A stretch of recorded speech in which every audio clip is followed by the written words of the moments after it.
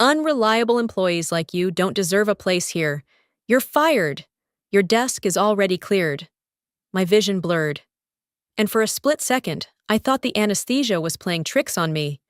But no, the words were real. Edward Collins, the CEO I had served for years, had just erased my career with a single text while I lay in a hospital bed, stitches still fresh from surgery. As I lay there, struggling to absorb the cruelty of those words, I realized one simple truth: nothing matters more than health. Then, never ignore the signs when your body tells you something's wrong. By the way, where are you watching this from? Drop it in the comments. And if you're feeling the story so far, tap the like button and subscribe so you don't miss what happens next. My name is Celestine Brooks. I'm 36 years old, and until that moment, I was Senior Client Director at Hallstrom Analytics, a Chicago-based financial consulting firm, for 7 years. I had poured my life into that division: late nights, endless flights, missed anniversaries and holidays, building relationships that kept the company alive in a crowded, cutthroat market. And now, discarded by the man who benefited most from my sacrifices, I felt smaller than the machines beeping beside me. Edward Collins was everything I was not: ruthless where I was loyal, calculating where I was human.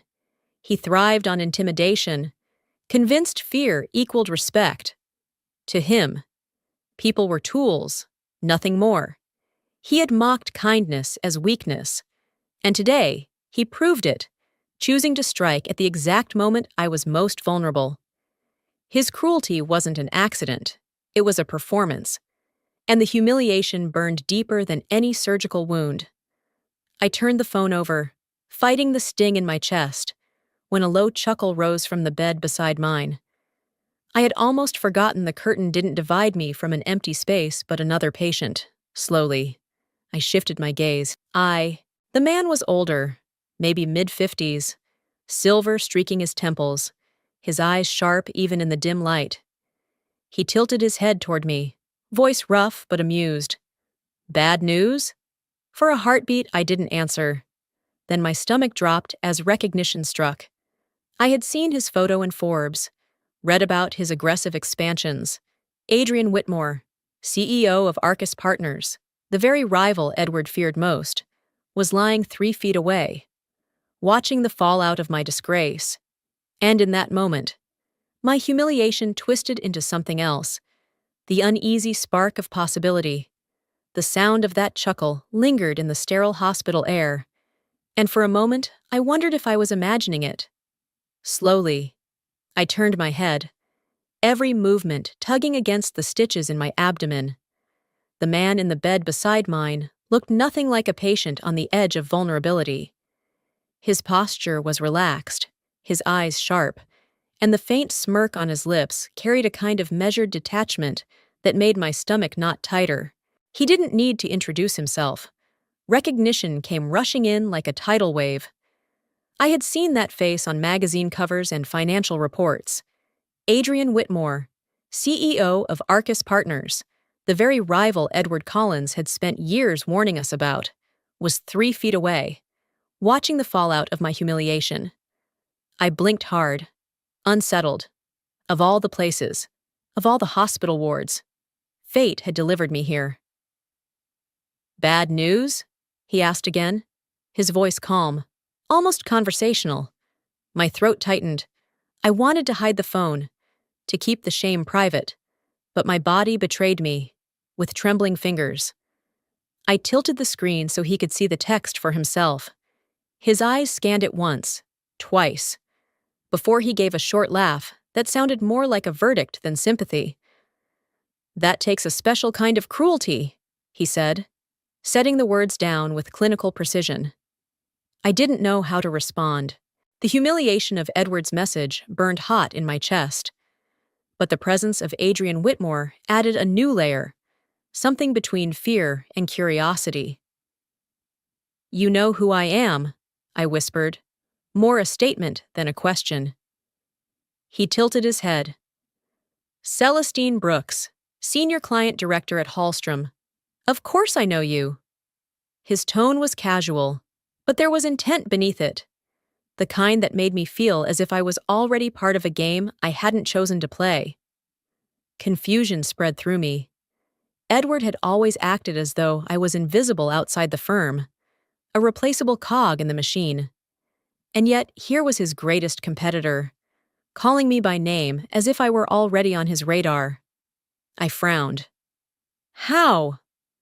Adrian leaned back against his pillows, eyes steady on mine. Your name has surfaced more than once in closed-door talks. Negotiations where Hallstrom tried to hold their ground. They said their edge was you, the woman who could calm a boardroom in crisis and close deals others couldn't. He paused, letting the weight of his words hang between us. Edward may have treated you like a disposable tool, but to the rest of us, you were the lock he never admitted we couldn't pick. The room seemed to tilt. My pulse raced, but not from the pain in my abdomen. For years I had believed loyalty was my shield, that if I worked harder, sacrificed more, my value would be obvious. Yet the truth was twisted. The one who should have recognized me most had chosen to discard me, while the rival he despised had kept track of me all along. Why are you telling me this? I asked cautiously, suspicion curling at the edges of my voice. His expression didn't soften, but there was something deliberate in the way he answered. Because it matters who knows your worth.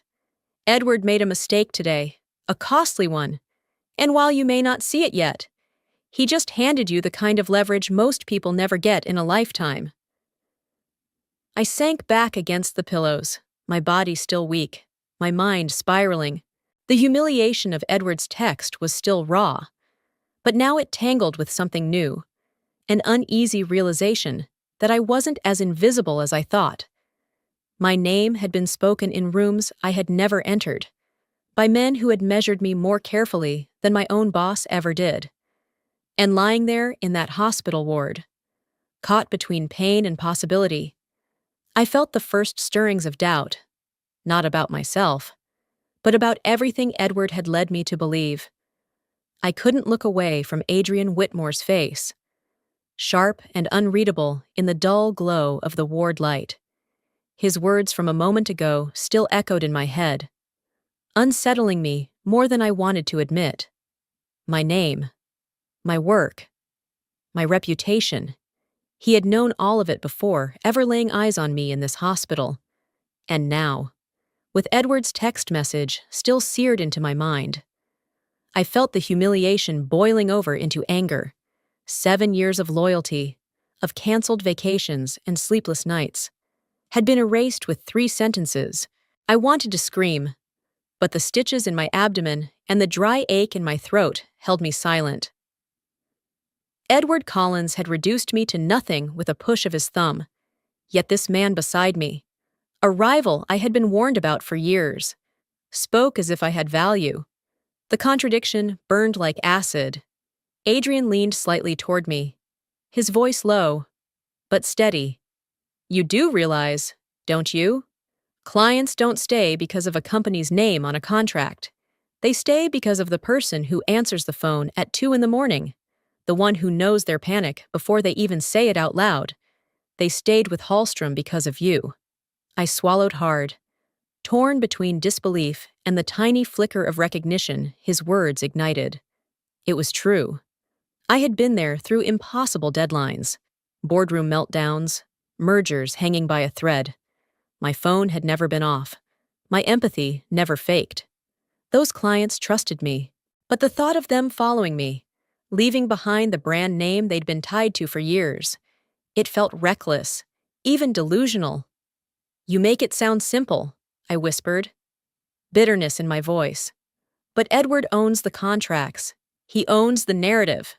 And my voice cracked. I'm just the one he threw away. Adrian studied me, his expression unreadable, then gave the faintest shake of his head. No, that's where you're wrong. Edward owns paper. You own trust. Contracts can be broken, rewritten, renegotiated. But loyalty built over years? That isn't his to control. That belongs to you. The words hit me harder than I expected. My anger at Edward's betrayal didn't vanish. It sharpened. I thought of his smug face, his cutting remarks when I dared question his decisions, the way he paraded his nephew around as if incompetence could be excused by bloodline. He had spent years underestimating me, branding me replaceable. Yet here was his greatest fear in the flesh, Adrian Whitmore, telling me I was anything but. I clenched the edge of my blanket, trying to steady my breathing. Even if what you say is true, Edward won't let me walk away quietly. He'll bury me in threats and lawsuits until I can't breathe. Adrian's lips curved, not into kindness, but into something sharper, like a blade catching the light. He can try, but he's already made his fatal mistake. He paused, letting silence stretch until I leaned forward despite the pull of pain in my side. His eyes locked on mine, cool and unflinching. Edward just delivered you to me on a silver platter. For a heartbeat. The room seemed to freeze. I searched his face for sarcasm, for mockery, but found only certainty. The fury churning inside me collided with an unfamiliar current. Hope. Fragile. Dangerous. But real. Edward thought he had humiliated me, ended me. Instead, he had placed me directly in the sightline of the man he feared most. I lay back slowly, my mind torn between anger and possibility. I didn't trust Adrian, not yet, but I couldn't ignore the truth. Edward had discarded me in my weakest moment, and in doing so, he had set into motion something he could never control. The hospital ward grew quieter as the night deepened, the steady rhythm of machines filling the silence with their mechanical heartbeat. I shifted uncomfortably against the stiff mattress, every movement pulling at the raw ache in my abdomen. Pain reminded me I was fragile, but humiliation reminded me I was not broken. Edward's text still pulsed in my mind like a wound that wouldn't close. Sleep was impossible. My body begged for rest, yet my thoughts refused to still. I kept seeing Edward's words, hearing Adrian's voice echoing beside me. Edward just delivered you to me on a silver platter, somewhere between the sting of betrayal and the shock of that twist. A decision began to form. Not loud, not reckless, but quiet and deliberate. I reached for the discharge papers folded on the table by my bed, the nurse's pen still clipped to the top. With shaky hands, I turned the page over and began to write. One name, then another. Each one carried the weight of years of midnight calls, last-minute flights, handshakes after impossible deals. North River Manufacturing, East Stone Bio, Meridian Logistics. The letters wavered, uneven from the stiffness in my fingers, but they anchored me. It was more than a list. It was a reminder that my value didn't vanish because Edward said so. These were people who trusted me, not Hallstrom's logo. I thought of their faces, their gratitude when deadlines were met, their relief when crises were calmed. With every name I wrote, the humiliation dulled, replaced by a sharper focus. The pain in my abdomen flared, forcing me to pause. But I pressed on. Loyalty had cost me everything, but clarity was giving me back something Edward could never control, the truth of what I had built. By the time the page filled, nearly 30 companies stared back at me. Together, they represented tens of millions in annual revenue, and all of them had built their strategies around me. My chest tightened, not from surgery, but from the realization that these names were not just history. They could be my future. I stared at the list. The ink smudged slightly from my trembling grip, and for the first time since Edward's text, I felt a sliver of power return. On instinct. I flipped through the papers the nurse had left behind. Routine forms, generic hospital notices, but wedged between them, folded carelessly, was a copy of one of the client contracts Edward had once asked me to review. I smoothed it out on my lap, scanning with tired eyes. My gaze snagged on a paragraph I had nearly forgotten existed. Key person clause. The words stood stark against the page.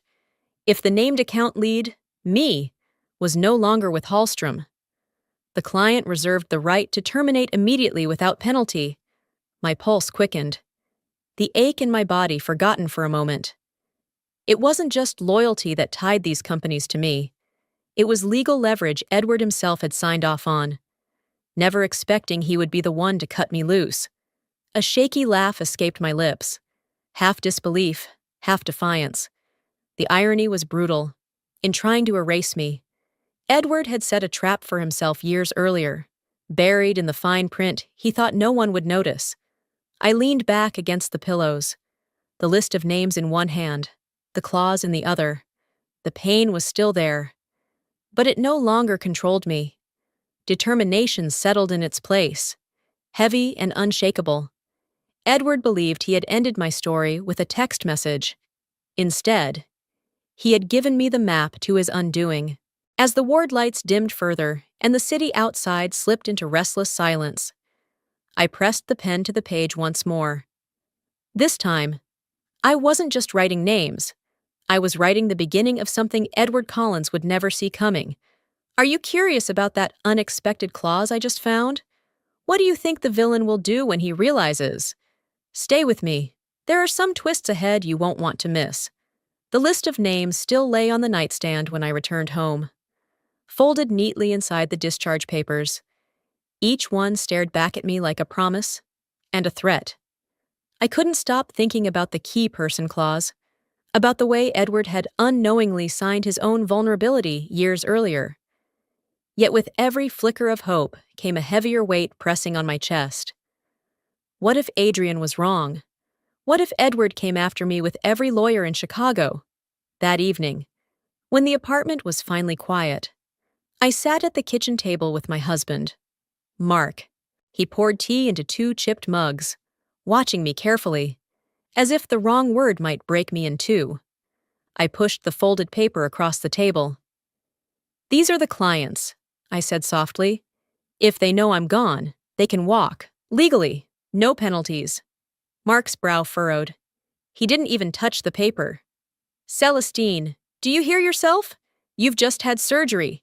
You can barely walk down the hall without pain. And you're talking about contracts and leverage? Edward will crush you if you try anything. He'll tie us up in lawsuits for years." His words stung because they carried truth. Edward was vindictive. He had the money, the lawyers, the influence. Mark leaned closer, his voice almost pleading. "You don't owe Hallstrom anything, but you also don't have to fight them. Maybe this is a sign to just let it go. Focus on healing. Focus on us." I wanted to believe him. I wanted to bury the paper under a stack of unopened mail and pretend Edward's text hadn't carved a scar into my life. But I couldn't. The list wasn't just ink on a page. It was proof of my worth. Proof that I hadn't been disposable, no matter how cruelly Edward had tried to frame me. "I can't let it go," I whispered, staring down at the table. "If I stay silent, then he wins. And everything I sacrificed, every night I spent away from you and Maya, it all means nothing." Mark exhaled sharply, rubbing his temples. "I'm afraid, Cell. Afraid for you, for us. He has resources we don't. And if he drags us into court, do you know what that will do to us financially? Emotionally?" His voice cracked on the last word. And for the first time, I saw not just worry, but fear. Not for himself. For me. He had watched me come home hollow-eyed from red-eye flights, had waited through dinners that went cold, had carried our family alone when I carried Hallstrom on my shoulders. And now, he was terrified the same company would destroy what was left of me. I reached across the table, my fingers brushing his. "I don't want to lose us," I said quietly. "But I also can't live chained to Edward's cruelty. He doesn't get to decide my worth." Before Mark could answer, A small voice drifted from the hallway. "Mom?" We both turned. Maya stood there in her pajamas, hair messy from sleep, clutching her stuffed rabbit. Her eyes were wide, too awake for this hour. "Mom! Are we in trouble?" The words hit me harder than any legal threat ever could. For a second, I couldn't breathe. She had heard enough to sense the fear, the tension. In her world, trouble meant something simple: missed homework, a broken toy. But in mine, it meant lawsuits, reputations, futures hanging by a thread. I swallowed hard, forcing a smile that didn't reach my eyes. "No, sweetheart," I said softly. "We're not in trouble. Mommy's just figuring some things out." But as I watched her clutch the rabbit tighter, the truth sank deep into me. This wasn't just about contracts or revenge anymore. It was about the kind of life I wanted my daughter to see me fight for, or surrender to.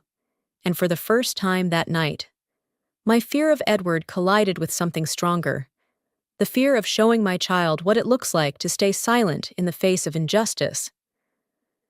The elevator doors slid open with a soft chime, revealing a lobby bathed in glass and polished marble. My reflection flashed across every surface, and for the first time since the hospital, I felt exposed in a different way.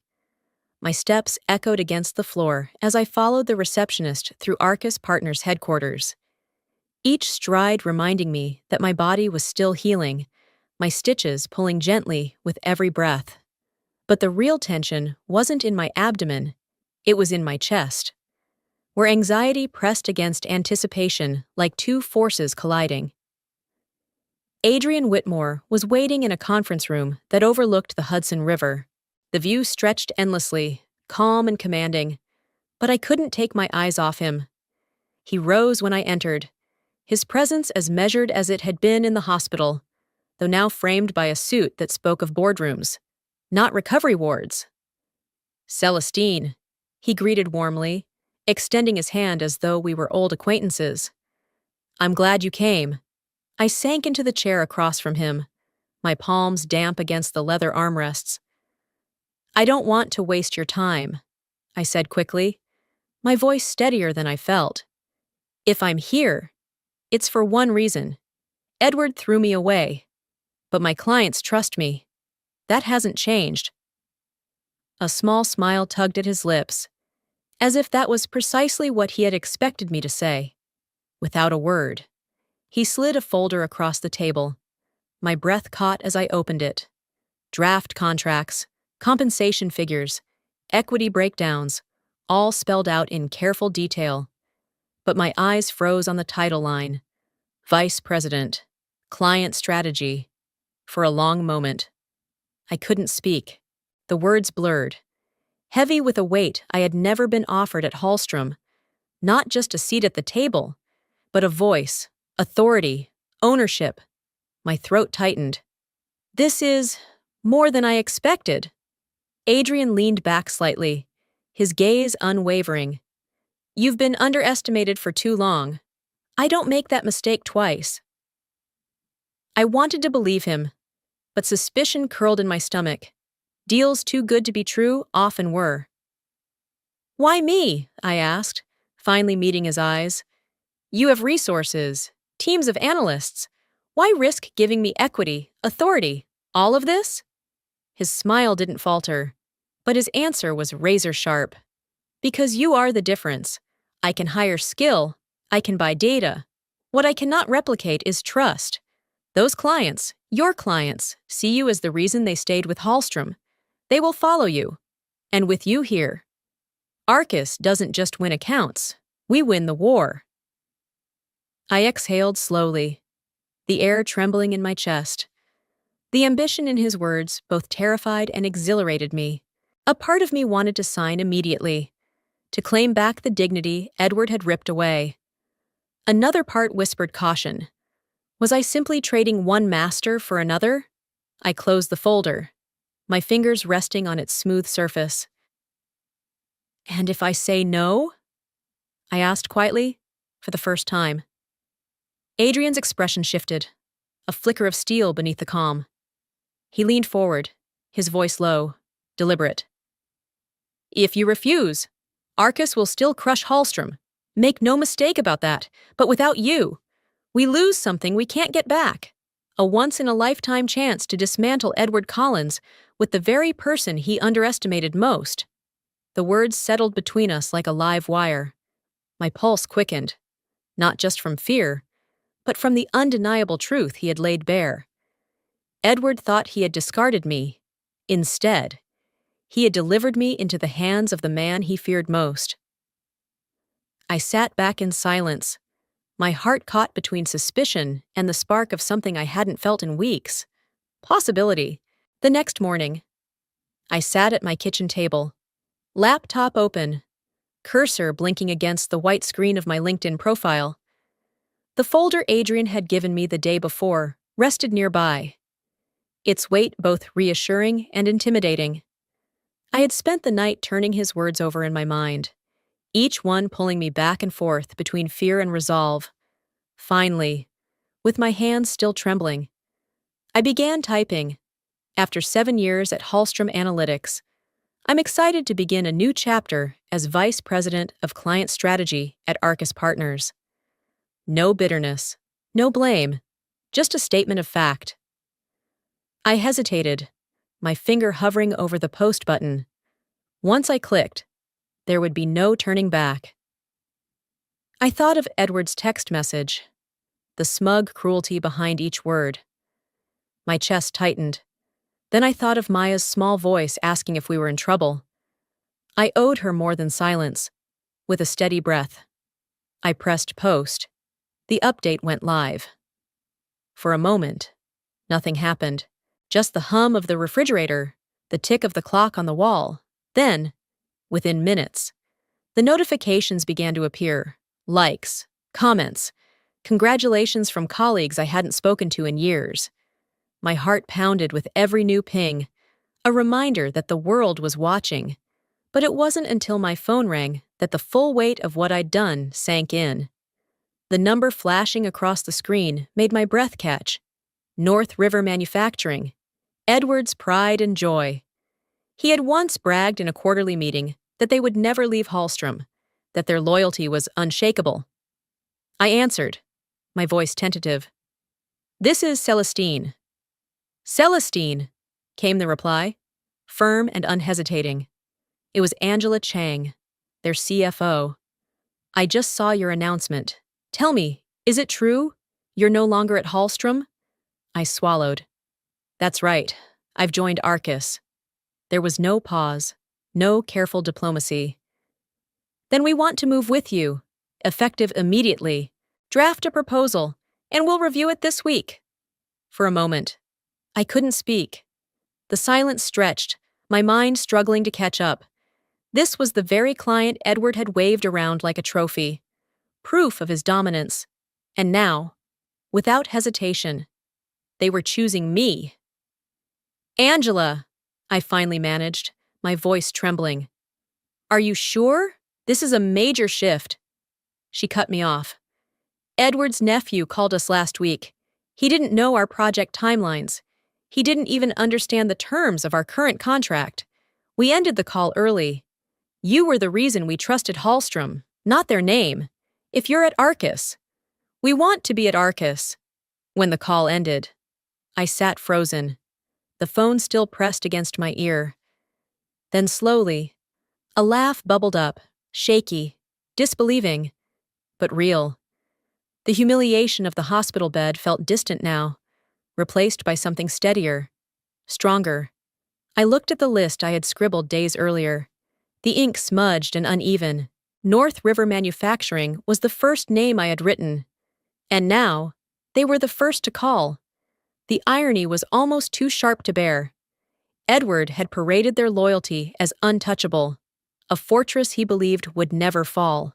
Yet the moment I stepped outside his shadow, that fortress had chosen me, for the first time since this began. I didn't just feel hope, I felt power. The euphoria of North River's call hadn't even faded when my phone rang again. This time, The number on the screen was one I knew too well. Edward Collins. My stomach clenched, and for a moment I considered letting it go to voicemail. But fear, sharp, familiar, pressed me to answer. Celestine! His voice snapped the moment the line opened. No greeting, no pause, just my name, spit out like a warning. I hear you've been making calls. Is that true? My throat tightened. Edward, I haven't. Don't lie to me, he cut in. You're jeopardizing everything we built. You think you can walk away and hand my clients to Whitmore? I will bury you in court. Do you hear me? Non-compete, non-solicit. You'll be finished. The venom in his voice sent a chill through me. I pressed my palm against the table, trying to steady the tremor in my hands. Images flashed through my mind. Courtrooms, legal fees, years of savings drained. Worse, the look on Mark's face if this spiraled into a public battle, the fear in Maya's eyes if she heard whispers at school. My chest constricted. I don't want to fight, I said quietly, forcing my voice not to crack. But you fired me. Edward, you left me no choice. You were unreliable, he shot back. You think you can spin this? I'll drag your name through the mud until no one hires you again. Your family won't survive the fallout. That word, family, hit like a knife. I closed my eyes, fighting the surge of panic. This wasn't just about me anymore. It never had been. Every threat he made twisted itself around the people I loved most. And for a moment, I almost faltered. Maybe Mark was right. Maybe I should let it go. Walk away. Protect us from the storm. But before I could speak, a new voice entered the line. Calm. Precise. Female. Mr. Collins, this is Priya Kapoor, General Counsel for Arcus Partners. Celestine is with me now. The silence on Edward's end was sharp, a cut in the air. Priya continued, her tone steady but surgical. Your threats are baseless. Ms. Brooks was terminated without cause. Under Illinois law, your non-compete and non-solicit provisions hold no weight. She has solicited no one. Clients have contacted her after a lawful announcement of her employment with Arcus. Any further harassment will be documented for the record.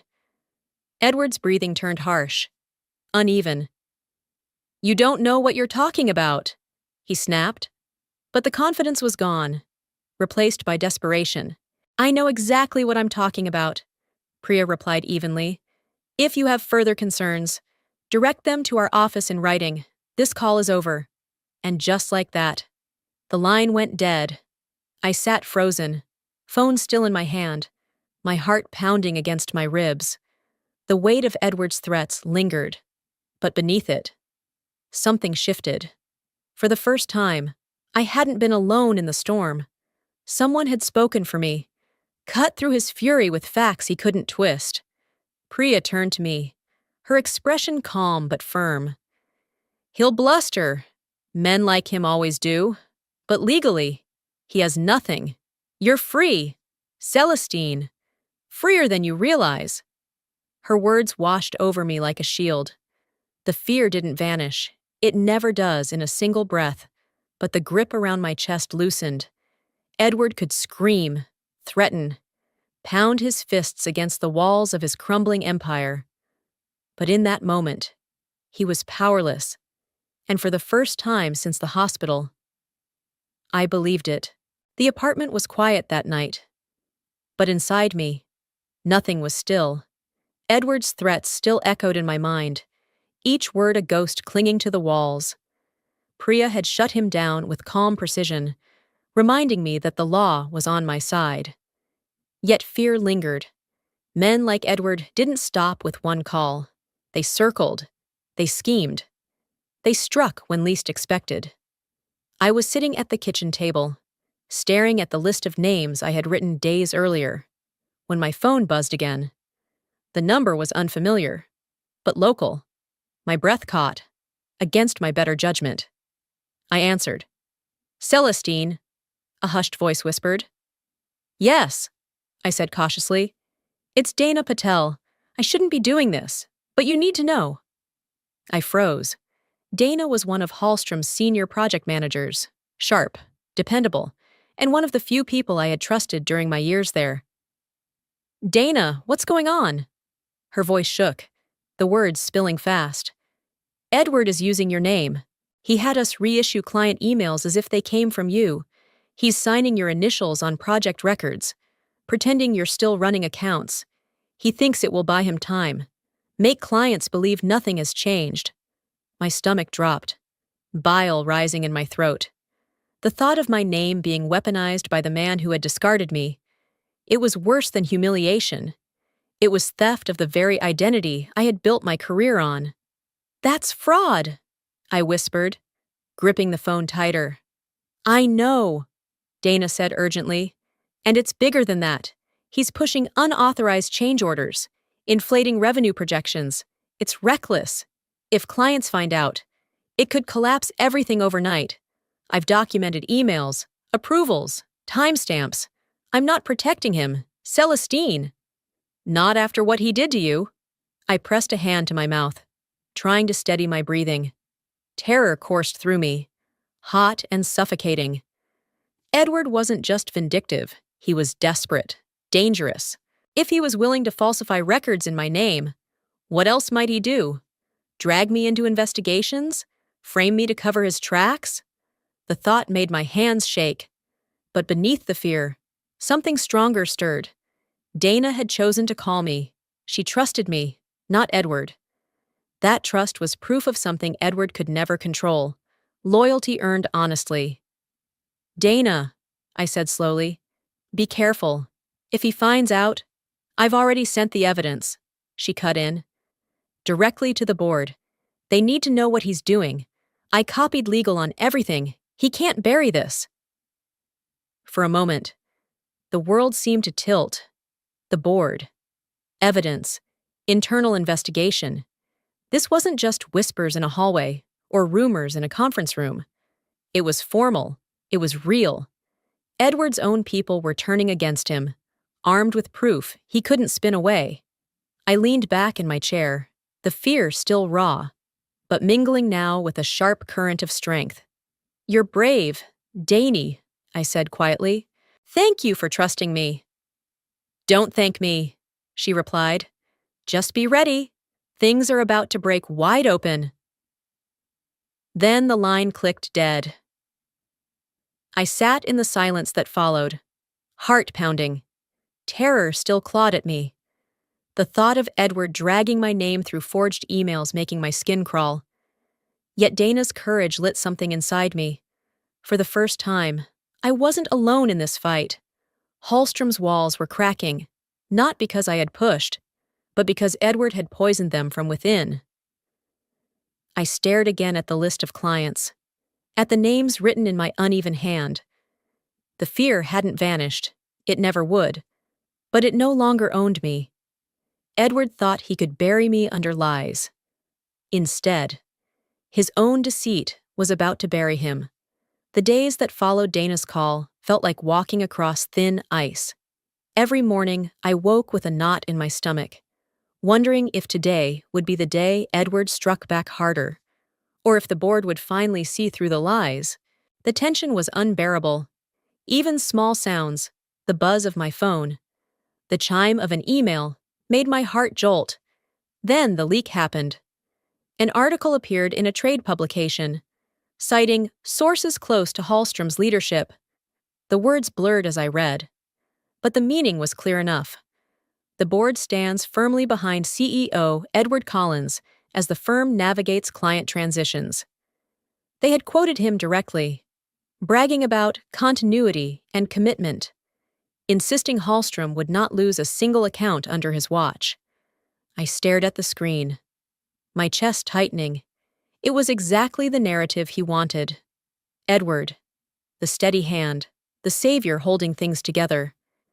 The article painted him not as a desperate man scrambling to cover fraud, but as a leader who could weather the storm. My hands trembled as I forwarded the piece to Adrian and Priya. Within minutes, Priya called. It's posturing, she said firmly. A PR maneuver. They're trying to calm investors. But I could hear the strain in her voice, the hesitation she was trying to mask. I wasn't imagining it. The board hadn't fired him. They hadn't even suspended him, instead. They had given him their backing, at least publicly. When I hung up, I felt a hollow weight settle in my chest. Was I fighting a battle I couldn't win? Edward had money, influence, the company's full communications machine behind him. I had one contract clause, a handful of loyal clients, and the truth. But truth didn't always win in boardrooms. That night, Mark found me at the kitchen table again, staring blankly at my list of clients. He rested a hand on my shoulder. "You're shaking," he murmured. "I think he's going to get away with it," I whispered. My throat raw. The board is protecting him. If they believe his story, if clients believe it. My voice faltered. Maybe I should have stayed quiet. Mark crouched beside me, forcing me to meet his eyes. "Sell. You've come too far to go back. You've already shown them his weakness. Just wait. People see through liars eventually." His words steadied me for the moment, but the unease gnawed at me all night. I couldn't shake the image of Edward smirking, standing before the board, spinning his narrative while they nodded along. The following afternoon, the twist came. My phone rang. And this time, the number made me freeze in disbelief. Meridian Logistics. They were one of Hallstrom's anchor accounts, a cornerstone contract Edward had once called unbreakable. I answered, forcing my voice steady. "This is Celestine." It was their vice president, Valentina Morales. Her tone was clipped, efficient. But beneath it, I heard steel. "Ms. Brooks, we wanted you to know directly. Following Hallstrom's board meeting, we've reviewed our position, effective immediately. We are terminating our agreement with them." I blinked, stunned. "Terminating, but—" She cut me off. "Your replacement team was unprepared. We've wasted 2 weeks chasing answers they couldn't provide. Our board has lost confidence. We saw your announcement about Arcus. If you're leading client strategy there, we're prepared to discuss terms by Monday." The words tumbled over me like a tidal wave. My throat tightened. Meridian wasn't just another client. They were Edward's prized proof that Hallstrom could weather any storm. Their departure would be a seismic blow. When the call ended, I sat motionless, the silence deafening. For hours. Edward's press release had made me doubt myself, made me fear I was already losing. But now, that illusion had shattered.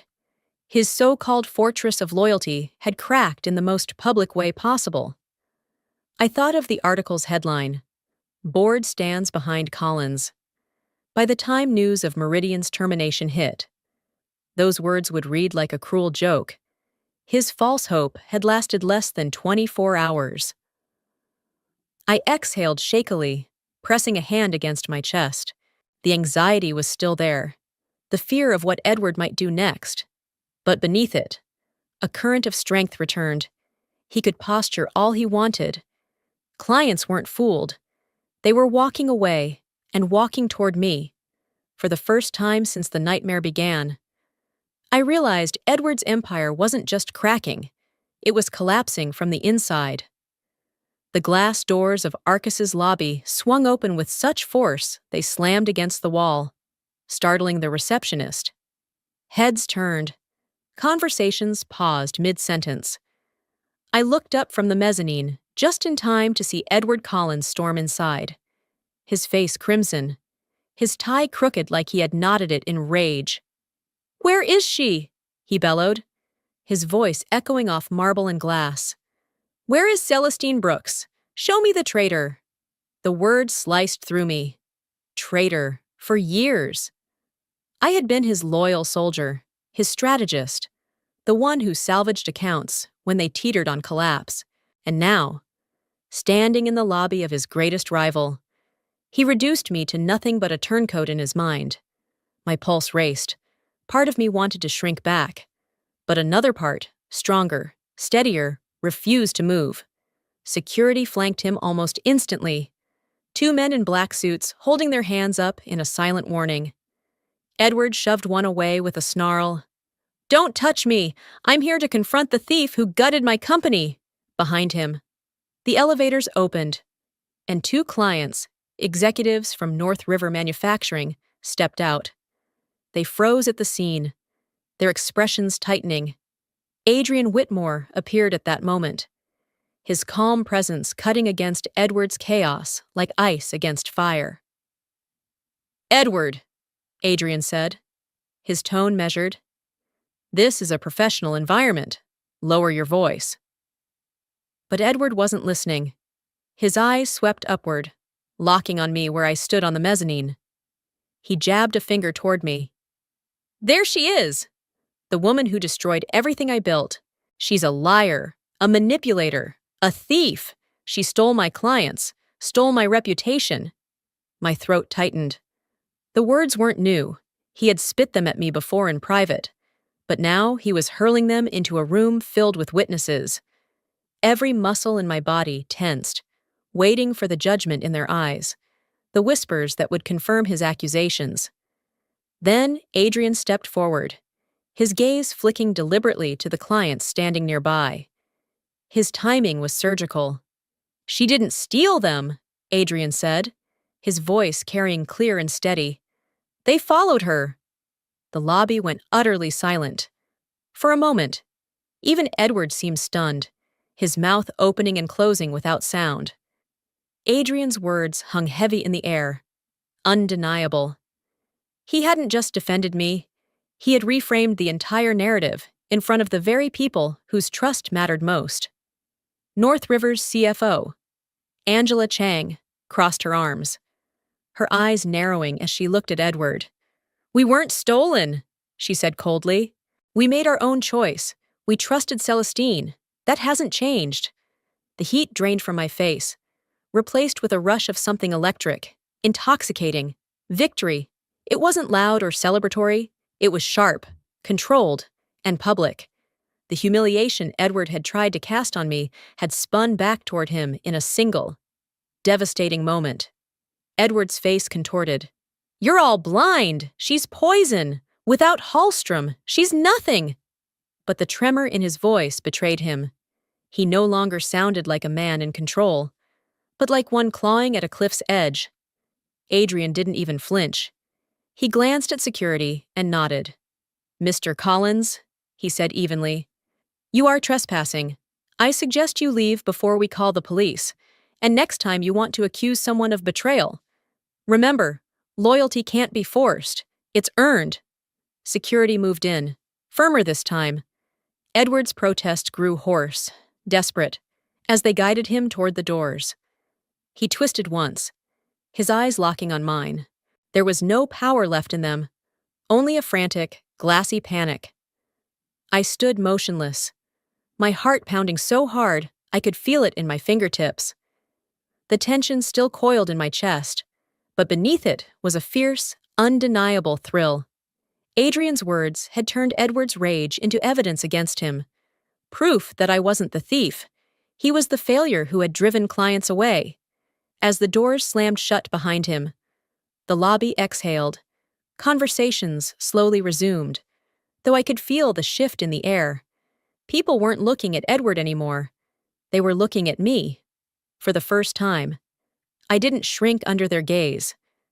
I met it head on. The announcement came on a gray Friday morning. Word traveled fast across the industry. Edward Collins had been removed as CEO of Hallstrom Analytics. The board cited loss of confidence in leadership and failure to protect key client relationships. The trade press didn't mince words. Articles spoke of financial misstatements, falsified records, and a mass client exodus. By afternoon, whispers turned into certainty. Edward wasn't just out. He was blacklisted. 3 major firms had already vowed not to touch him. I read the headlines in silence. Sitting at my new corner desk at Arcus, the city skyline glittering beyond the glass, the man who had once held my career in his fist was finished. A strange calm spread through me. I expected elation, triumph, maybe even gloating satisfaction. Instead, what I felt most was release. The weight of his shadow was gone. The past weeks had been a storm: lawsuit threats, leaked articles, his public outburst in our lobby. And yet, here I was, still standing, stronger, sharper, free. A soft knock at my door pulled me back. Lydia, Adrian's assistant, stepped in with a small smile. "Congratulations, Vice President Brooks. Another call for you. You might want to take this one personally." I raised an eyebrow but nodded. When the line clicked, the voice on the other end made my chest tighten. "Celestine, this is Victor from Hamilton & Co." Hamilton & Co. I glanced instinctively at the paper list still pinned above my desk, the one I had scribbled in a haze of anger and pain on my first night home from the hospital. Victor's firm was the 7th name on that list, the last one unchecked. "I just wanted to say," he continued, "we've followed your updates closely. It's clear Hallstrom is no longer the place for us. If you're willing, we'd like to move our account under your leadership at Arcus." For a moment, I couldn't breathe. All 7. Every single client on that list had come to me. What Edward once believed untouchable had dissolved, not by force, but by choice. Their loyalty wasn't to a company. It was to me. My voice steadied as I replied, "I'd be honored. Victor, I'll have my team reach out today." When the call ended, I leaned back in my chair, staring at the city beyond the window. Chicago pulsed with life, sharp and relentless. I thought of the hospital bed where it had all started, the cold text that had broken me, and the man in the next bed who had reminded me of my worth. I thought of nights scribbling names through tears, of Mark's steady hand on mine, of Maya's small, frightened voice asking if we were in trouble. Now, the answer was finally clear. We weren't in trouble. We were free. That night, I returned home late. The apartment was quiet, lit only by the soft glow of a lamp. I slipped into Maya's room, careful not to wake her. She lay sprawled across her bed, clutching her stuffed rabbit, her breathing slow and even. I sat on the edge of the mattress, brushing a strand of hair from her forehead. "Mom's free now," I whispered. The words caught in my throat. Not with pain, but with something gentler. Gratitude, relief, victory. It wasn't just about Edward's downfall or my new title. It was about reclaiming something he could never own. My dignity, my family's peace, my life. Sometimes the greatest victory isn't just in beating those who wronged you. It's in walking away stronger, freer, and finally at peace. And now, I want to ask you, if you were in my place, would you have fought back or walked away? Drop your thoughts in the comments. If this story touched you, tap the like button. Share it with someone who needs to hear it. And don't forget to subscribe for more stories of resilience and justice.